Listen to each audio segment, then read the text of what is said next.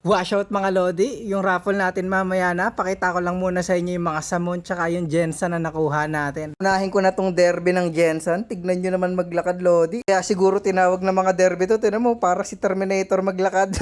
Tapos ito naman ang itsura ng Samon mga Lodi. Ang kapal ng mga galamay tapos parang Jolene yung puwet.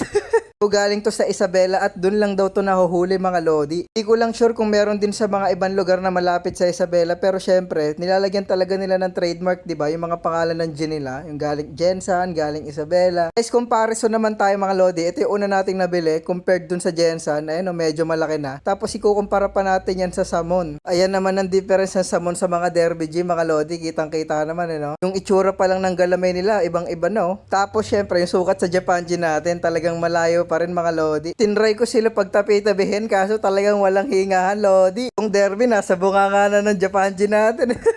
Pag may gumalaw dito ang isa talaga magra-rumble to eh. Itong Samon natin tsaka yung derby, alam ko may ilalaki pa to eh. Good size lang to eh. Tignan natin kung magmumold pa sila o mag-e-egg na lang. Syempre pag nag-egg, ilagay na lang natin sila sa gubat tas pag nag-mold, tikikip ko sila. Yun lang mga Lodi, yung raffle kasunod na neto. Tapos one day na lang mga Lodi. Sheesh! Good luck sa inyo and goodbye.